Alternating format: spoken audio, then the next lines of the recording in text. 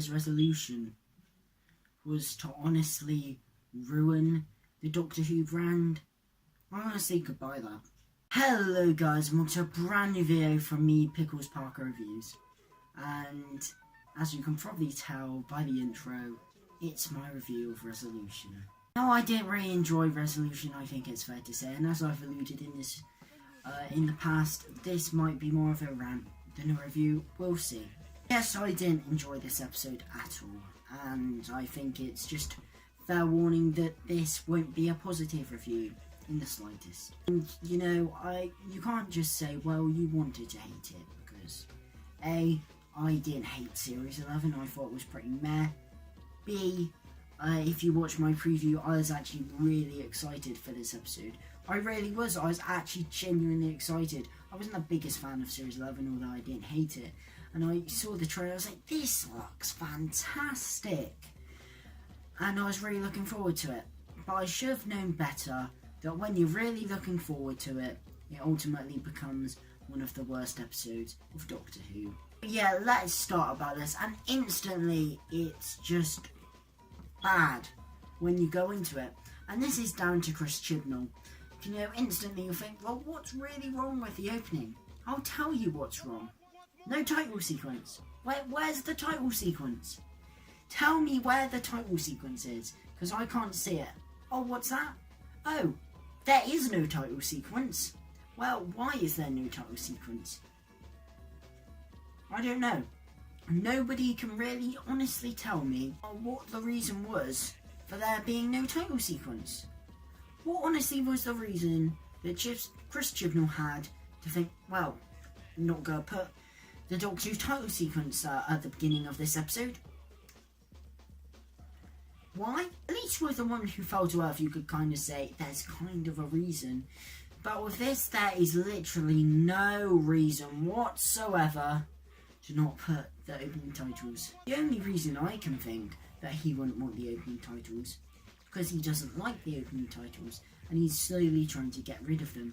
The iconic Doctor Who titles he doesn't like. I tell you this, A, because they weren't in The Woman Who Fell to Earth, and B, because twice in his era he's also not used the main Doctor Who theme, he's used two others. The Rise Up theme from Rosa and then the Indian version of the Doctor Who theme for Demons of the Punjab. Both I thought were fairly unnecessary. I honestly don't know why this episode required for no title sequence, because it has a Dalek and everyone knows it's Doctor Who, so why just not have it there? I don't know, but I don't know what Chibnall's doing. Then we have the actual opening scene, which I thought was pretty good. I said that I liked that bit from the little Tracer clip we got. The Fraser. In my preview, you'll know that in the little trailer clip, I actually really liked the bits where we see it in the past, and I thought that was going to be a big part in this episode. Turns out it's not. It's 2 seconds, but it was good for the 2 seconds. Although I do have one thing. How did they stop it? Those soldiers at the start, how did they stop it? They say they burn it, but how honestly would they capture that Dalek? You honestly don't really understand how they could, but yet some trained soldiers from the 21st century couldn't. I mean, apart from that, I honestly think that, you know, the opening builds anticipation, and I think it sets up for a pretty good episode. An episode that wasn't delivered ultimately, but I still thought it made you excited for the episode to come. But another criticism I would like to say about the opening, and just generally throughout this episode, the location cards. What is up with those location cards? Like, usually Doctors used location cards in the past, and usually they'd just kind of be at the bottom of the screen. It would just be like, you know, the drum, because I can remember there being a little bit of a location card in Under the League. Or it would be like a little fancy bit if it was to show like a time period. Like I remember in the Day of the Doctor, they have a bit where it says like Tudor England or whatever of the year, and they have it in the Bells of St John where it says Cumbria. But in this, it fills the screen in block lettering that is probably a font from, you know, Word, it looked like, all covering, you know, the screen. It was like completely covered, like the size of my hand. and it was completely covered in this thick font that looked like it was taken from Word or PowerPoint to say the location and the time. What was the point of this? There wasn't actually any need for it to show the time, because it honestly didn't matter where it was. It was quite hard to believe that of the far corners of the world, it just happened to be Sheffield that they buried it on. I mean, I'm sorry, but really? That's not that likely. So it was hard to believe anyway. So really, we didn't even need these location cards. But how just ridiculous they were. It was like, for God's sake, how ridiculous are these? They're like massive. They were a bit stupid, and you know, no title sequence just bugs the hell out of me. Like, Triple, what are you doing, man? But I thought the actual opening kind of builds anticipation, and it kind of makes you optimistic for the episode to come. But that optimism was clearly not placed in the right episode. Now, before I talk about some bad stuff, I'd like to talk about the direction of the music. I usually get this out fairly early. I thought, you know, I should probably do the same for this time. So yeah, the direction is actually by Wayne Yip. Wayne Yip directed a couple of episodes in the Capaldi era, I do believe. So it's quite nice to see him return the first, you know, returning director, and I thought he did a pretty good job. Although I don't like this episode, there were certainly some really nice dynamic camera angles. Certainly he was trying to make things cinematic, although on the page it didn't really offer that much. So I thought Wayne Yip did pretty good at directing this. The music, however, by Segun Akinola, I have been positive with, although I did say that it was slightly getting a bit annoying where you kind of use the same kind of cues. But overall, I have been fairly positive on Segun Akinola's music. Throughout Series 11, I think it was a really nice change from Murray Gold. It kind of evokes a lot of, you know, TV shows and that around now at the time, for example, Stranger Things. But his music in this, I didn't enjoy. It was all bombastic, but not in a kind of Murray Gold way. It was like it was trying too hard to be epic, and it just didn't come off in that way for me. It came off as pretty annoying, and it was really loud as well. So every time the music came up, I just thought, what even is this music? Like, honestly, it's like he's been pretty solid throughout Series 11, but I can understand him trying to do something different, but it did not work for me in the slightest. Now, I'd like to talk about the Dalek, or more specifically the mutant, because we don't actually see the Dalek a lot. We just see the mutants, which is an interesting thing to do things. I'm not a fan of it because I think the amount of time it's taken for a Dalek story, I wanted to see an actual Dalek for most of the story. I didn't want a slow build up with the mutants because I just don't want to see the mutant, to be honest, really that much. In this story, it's fine if you want to do it down the line, but not now. But yeah, it was here, and I thought it was done fairly well with the whole kind of body horror kind of thing, you know, that it was kind of taking over Lynn, and I thought the mutant looked quite good, despite the fact it doesn't really resemble the RTD, you know, mutants that are set up, but I'll respect that the mutants, you know, haven't actually looked all that similar right throughout Doctor Who. I believe in the first of the story it looks a bit more like a crab, which it obviously doesn't really resemble now. It looks like a squid. So obviously I can respect that they haven't always been consistent, therefore it's not too much of an issue that it particularly looks a bit different. I thought it was interesting what they did. It kind of works, but I wasn't particularly a fan of it in this story. Ryan's dad comes here because obviously they were to tie that thread from Series 11. I say thread very loosely because it was just, sometimes Ryan would just be like, oh, my dad sent me this, and he'd just ramble on. Oh, you know, my dad, I'm like, I don't care, Ryan, I'm sorry, I just don't. But he comes here, and I thought it was a pretty good performance from the actor who played him. But he was just unnecessary to the story. And it was just annoying when you were like, oh, we're getting some dark action. Oh, now we're in a cafe with Ryan chatting to his dad about stuff, and I'm like, I don't care about this, and it's going really slow, and I mean, we're like 20 minutes into this episode. I kind of want to see Dalek stuff. It's kind of like we all came here for the Dalek stuff, and yet Ryan's there, and his dad's there. He's likeable enough, but honestly I think, you know, it was just such an unnecessary subplot. And Chibnall seems to do this quite a lot, because he's like, oh, he's like the extreme drama man. And he's like, you know, oh, I'm so drama. And he's like, oh, I'll just put all this drama into my episode because I can write characters well. But it doesn't work because it all just slows to a halt, and then you have this long conversation with some characters talking to some other characters about things you don't care about and aren't exactly related to the story, and you're like, I don't care. And you'll say, well, RTD did it, and yes, RTD did do it, and I have my flaws with RTD, but he put it seamlessly into the story, so it never stuck out like a sore thumb. Chibnall doesn't do that. He just stops the story to have you talk about these moments at the wrong time, and it just sticks out like a sore thumb. It's by far not the worst thing in this episode, but it didn't help. And I'd like to say briefly about a couple of positive points. The Dalek kills people. And I almost feel that this was a gimmick and a kind of tactic to deflect things. And what I mean by this, I think that most people will deflect criticisms that people make about this episode was saying the Dalek kill people. People have been moaning about the Daleks not killing people. They kill people. They slaughtered all people. How can you say this episode is bad? Because the Dalek kills people. You know, the Dalek slaughters people. The Dalek's ruthless. The Dalek's threatening. How can you say the Dalek's not threatening? It kills people. How can you say this episode is bad? The Daleks are back to their best. They kill people. They kill people. They kill people. So I kind of feel that it was kind of used as a bit of a deflector. So you can say, well, the Daleks kill people, so technically we can't make criticisms of it. So I kind of feel it was kind of just like, ignore the other crap stuff in this, because the Dalek killed people. I mean, I did like that the Dalek killed people. I think it was nice that the Dalek showed no mercy. Well, no mercy, I'll get to that later. But that the Dalek kills a load of people and exterminates them all. That's quite nice to see.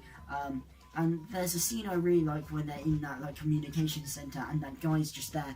And you just hear like, you know, the kind of noise from upstairs. It's just people screaming. It's like, ah, and they're just being exterminated.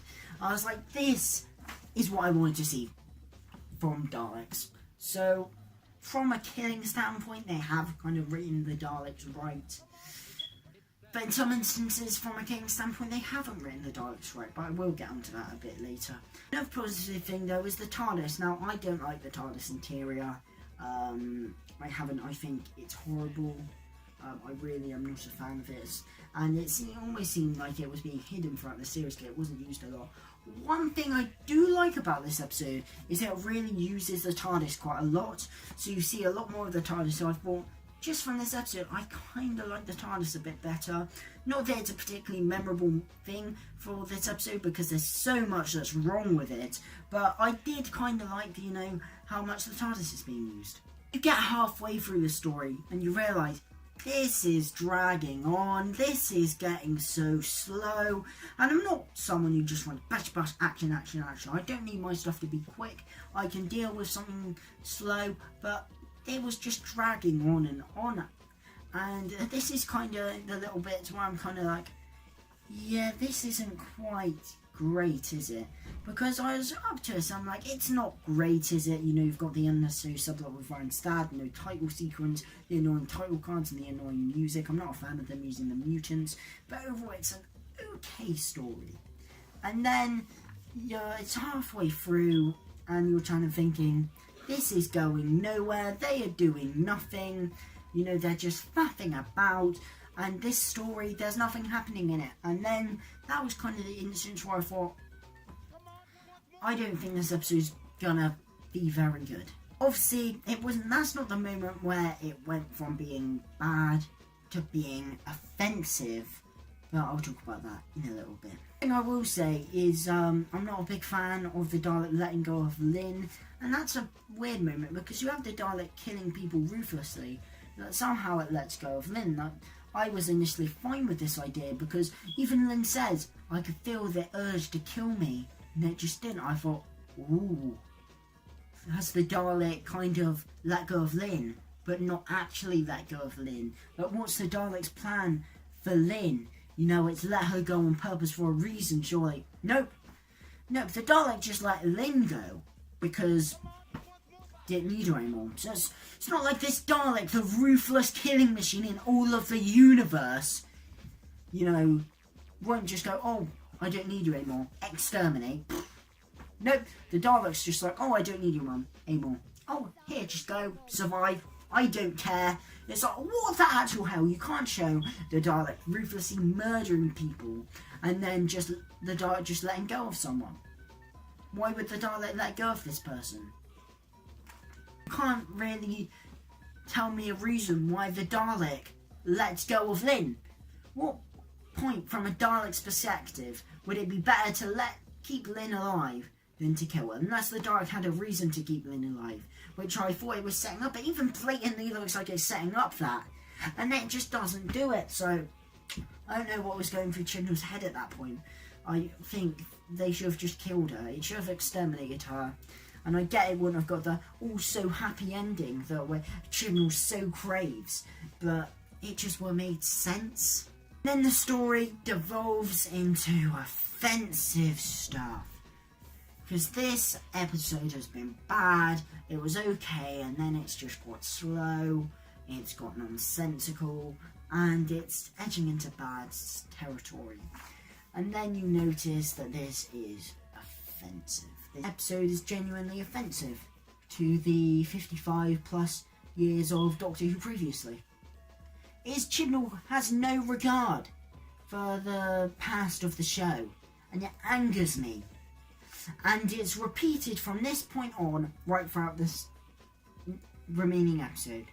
And that moment is one word: unit. Oh my god, how far is Chibnall's head stuck up his own arse that he thinks that this is acceptable? Oh my god, it's such a disregard for the 55 years of this show. It's what the hell? Like, UNIT has been such a pivotal part of Doctor Who's history. And especially as, you know, the Brigadier Nicholas Courtney is no longer with us.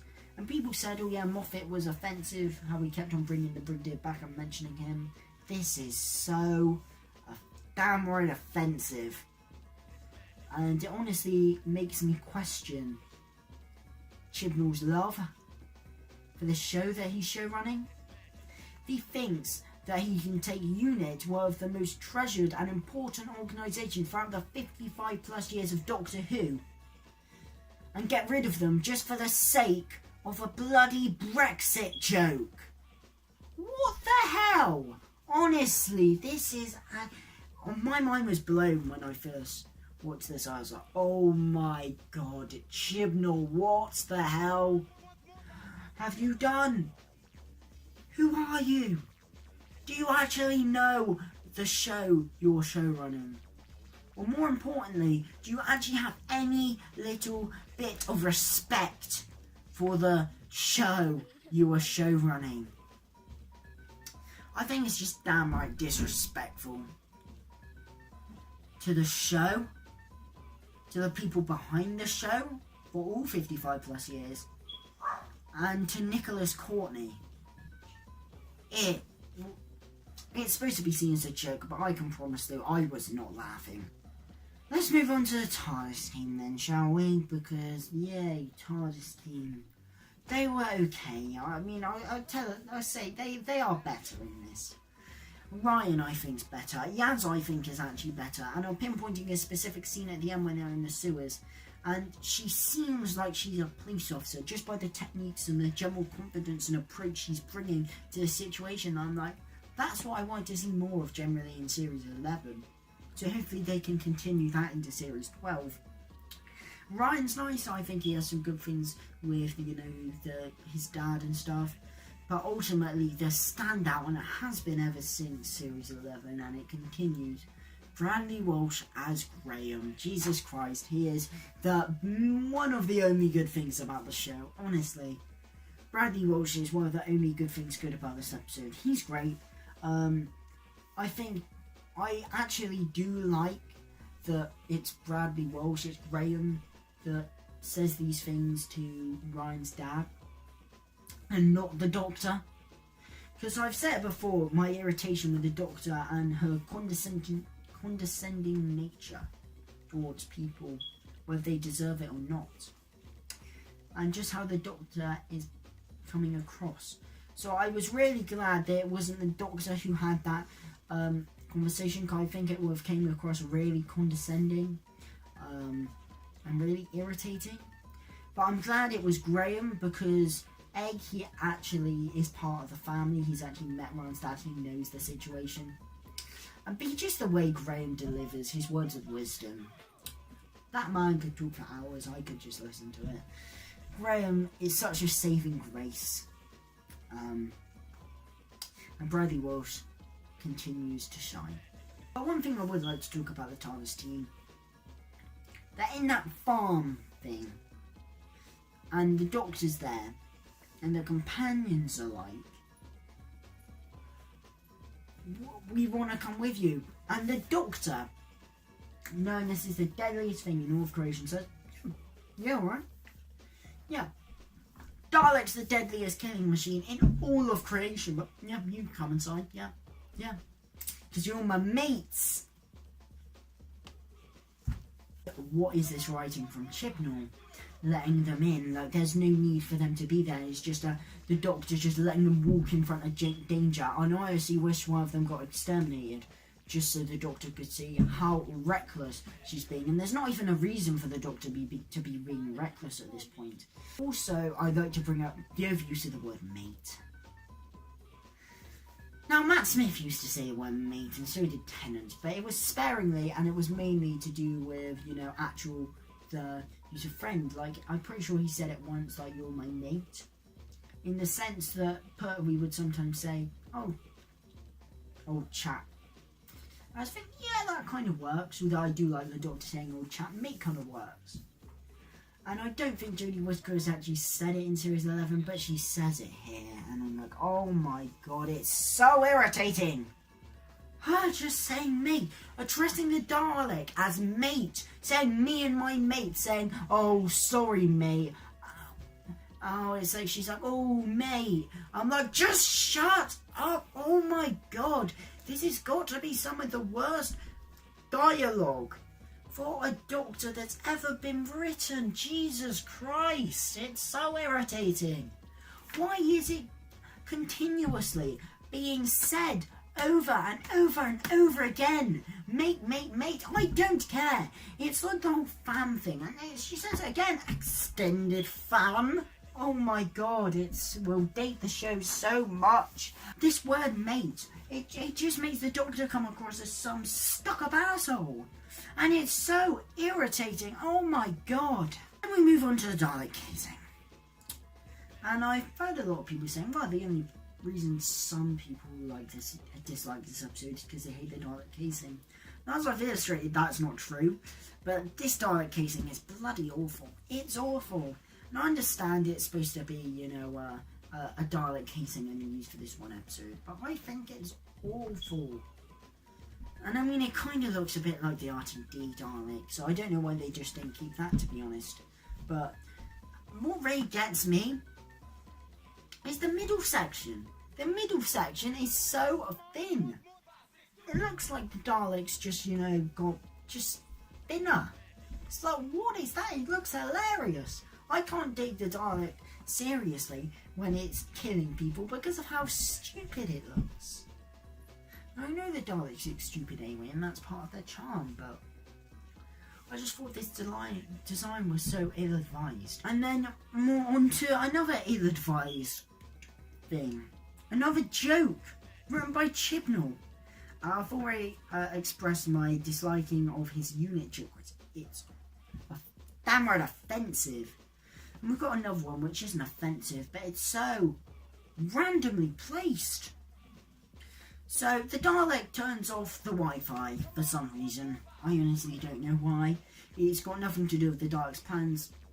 But wait, if they didn't turn off the Wi-Fi, we wouldn't have been able to have the stupid Wi-Fi joke. Where these kids are there, and they're like, oh, tablet's gone down, the Wi-Fi's gone down. And the mum's like, oh, and they're like, what are we gonna do? And they're like, well, I suppose we'll have to have a conversation. And I'm like, why did I put faith in Chibnall, Jesus Christ? Not only is the joke so, you know, stereotyping people, but also, it's just so randomly placed. It's like we're supposed to be setting up for an epic climax and the stakes are supposed to be serious. And then there's just a joke about these random people about the Wi-Fi.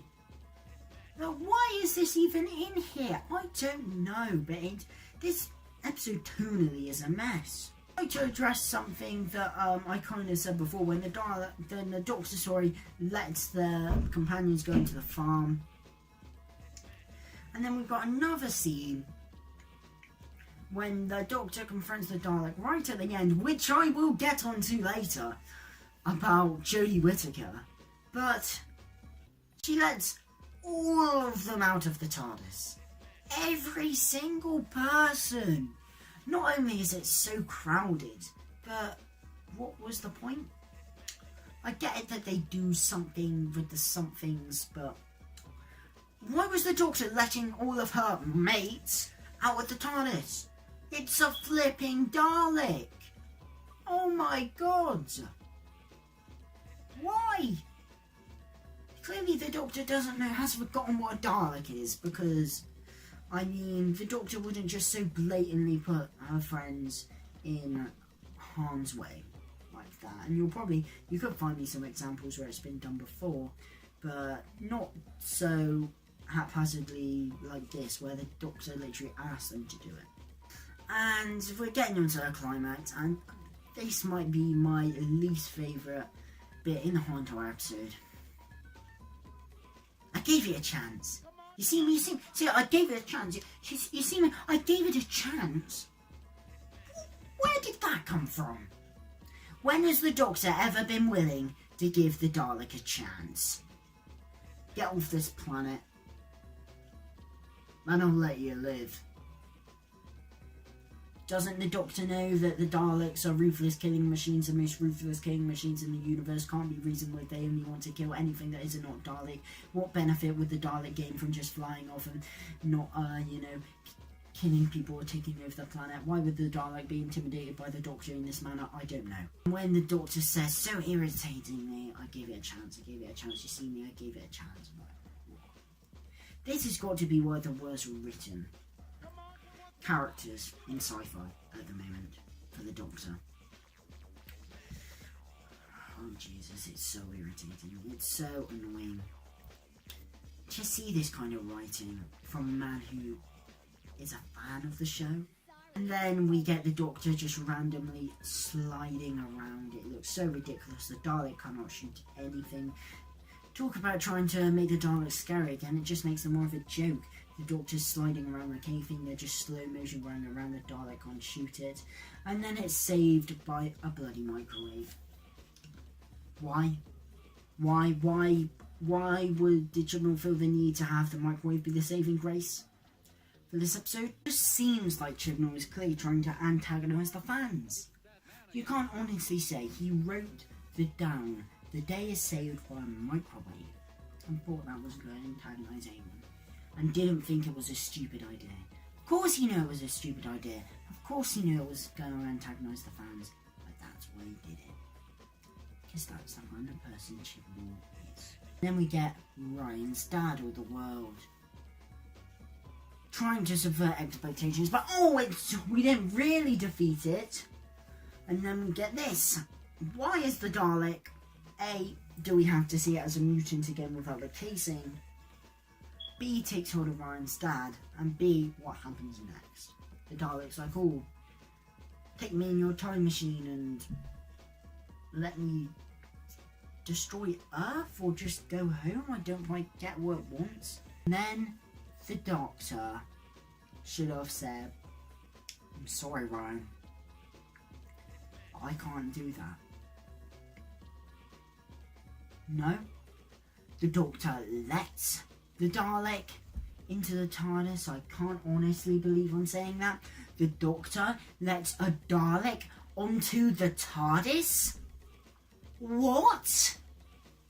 The Doctor lets the Dalek onto the TARDIS, something that you should never do. And then why would the Doctor just let the Dalek onto the TARDIS? I don't care who's at stake. The Doctor would not do that. The Doctor would not just let a Dalek walk onto the TARDIS. I don't care who's at stake.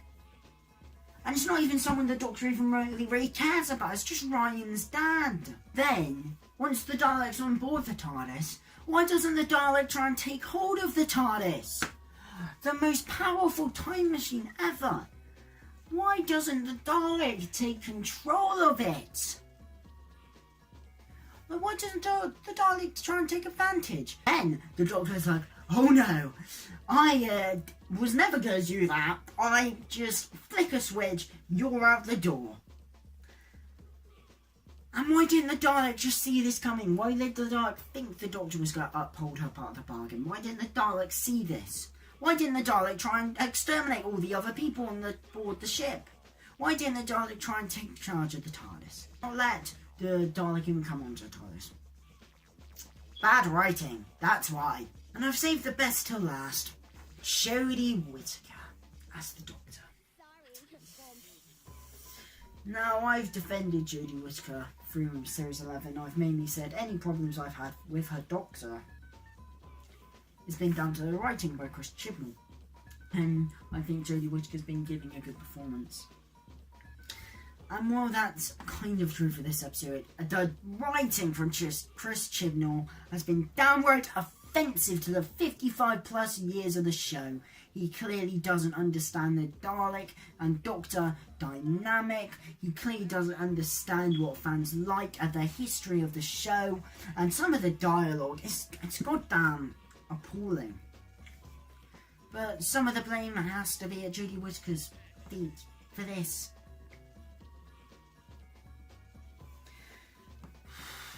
Because she's not good. She's not good in this. And I don't think she's got what it takes to be the Doctor. I honestly don't. Not only is her Doctor so one-layered, all she can do is quirky and her Doctor is nothing else. But I thought this was her time to shine. To show that she can do the serious side. Maybe with a Dalek involved, you know, maybe she could show the serious side. Apparently not. She's awful, and it is the dialogue, it is the writing, but her performance, how she plays everything, she doesn't play it like there's a history between her and the Dalek.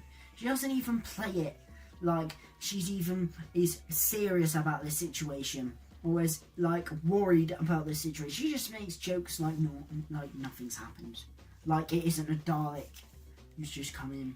She says lines like, oh, me and the Dalek, it's personal. You don't buy it. You get none of that. The Dalek, she just walks to the Dalek and she's like, ah, she's so confident to the Dalek. And I hate it when the Doctor is like that towards the Dalek. And like I said, with give it a chance, I can understand if that's Davros, not a Dalek. But, you know, she clearly doesn't understand the Doctor-Dalek dynamic. And you could say, well, it's not all the performance, it's the writing. A, I've already addressed the writing. And B, you look at Dalek. Yes, Robert Shearman's script is good, but who elevates that story to legendary status? It isn't the Daleks killing people as much as people want to say, and that's why I think there's literally the Dalek killing a load of people in this episode means nothing. Because what makes the Daleks threatening isn't the fact that the Daleks kills people. It's how the Doctor acts towards the Dalek is what makes the Daleks threatening. Because if the Doctor is genuinely scared of the Daleks and genuinely horrified about the situation, then so are the viewers, and that's going to make the Daleks a heck of a lot more terrifying. But when the Doctor is just overconfident, doesn't give a piss about the situation, and just be just as flipping, cocky, and clumsy, and eccentric as usual, then you don't care that it's a Dalek. The Doctor was more intimidating when she made the speech towards Tim Bloody Shaw than she was against a Dalek. I honestly couldn't understand why it was a Dalek. Because Jodie Whittaker didn't play it like it was a Dalek. Christopher Eccleston plays it so well in Dalek. And that's all from his performance what makes the Daleks threatening. It's not that the Daleks kills people, it's not Robert Sheeman's script, although those two do have a little bit to do with it, but it's mainly due to Christopher Eccleston's brilliant performance. And Jodie Whittaker gave none of that. Now, I've been defending Jodie Whittaker, but this was her chance to step up. And she didn't just not step up, she stepped down. There we have it. Resolution. I have never been angry after watching a Doctor Who episode, even Hellbent. I've never been angry after watching a Doctor Who episode and felt like venting and been legitimately triggered. Except this, I was genuinely angry, fuming. And my family are like, yeah, it wasn't great, but come on, some of the stuff in Series 11, that was worse than this. No, it wasn't. No, it wasn't. Because this episode was offensive, disrespectful to the past 55 plus years of Doctor Who. Offensive to characters, to organisations that have played a big part in Doctor Who's lives, but to the Doctor Dalek dynamic. And it didn't pay any respects for any of that. It clearly didn't care. I know I've never been more angry at a Doctor Who episode than this. I've never been angry at a Doctor Who episode at all apart from this. And it's like someone said, the villains in Series 11 were bad, but you put a Dalek or a Sideman in those stories, it doesn't make it better. It's the story you tell and how the Doctor acts that make a villain terrifying. And it doesn't matter that this was a Dalek. The Doctor didn't change, the situation didn't change. And that made it worse because it was a Dalek. And it offended me. And I felt like it was downright disrespectful to the show. And I ironically said in my preview that this episode can make or break hype.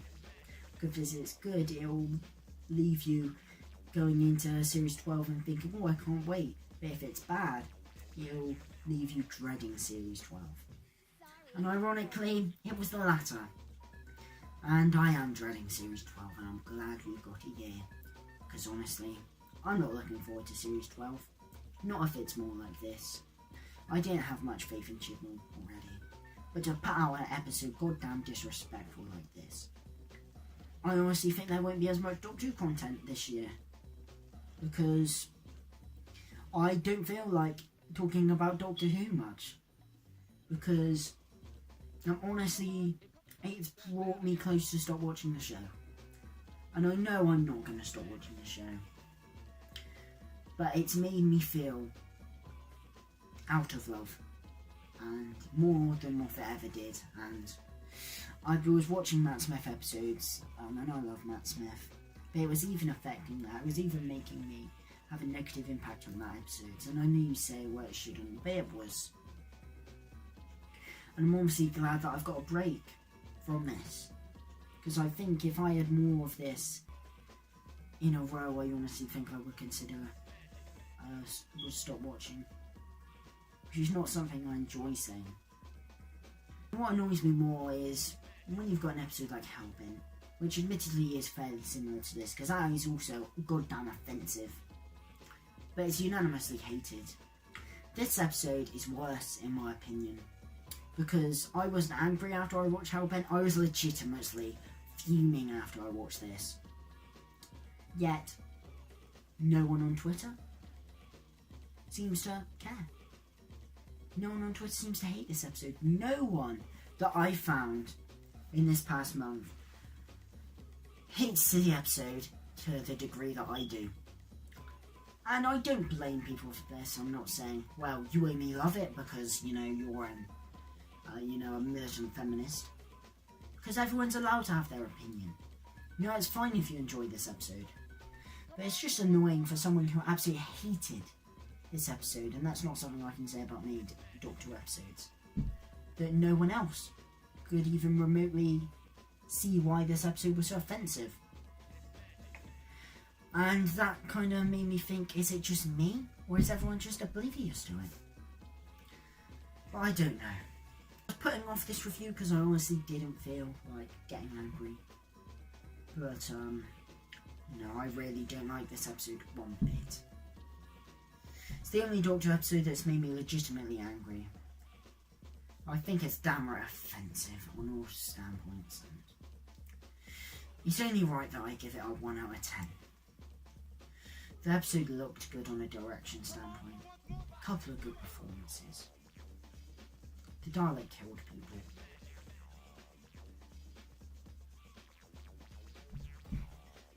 Everything else can just go. I don't plan on watching this episode again. And I don't plan on getting my hopes up ever again for Doctor Who. I hope they'll improve one, but 1 out of 10. I'm not looking forward to Series 12. Not in the slightest. I would say thank you guys for watching, but yes, thank you for watching, but honestly don't think you could have enjoyed this video because yes, I understand people like people ranting about Doctor Who, but it wasn't exactly a fun one. And I thought it would be fun and it would be enjoyable just venting about how much I hate this, but it's just made me think, you know, Doctor Who, where's it going? I wish I hadn't watched it, because I wasn't a big fan of Series 11, but at least I'd be morbidly curious about Series 12, but I'm not. So leave a like if you've enjoyed this video, drop a sub if you want to see more content from me, and hit that notification bell if you want to stay new forever on my latest videos. This is the last video that's officially 2018, even though it's 2019, on the channel before I do the whole revamp, in inverted commas. And it kind of ended this year on the channel on a bit of a low, but I didn't enjoy this at all, and I hope to never talk about it again. Thank you guys for watching, and of course, a goodbye.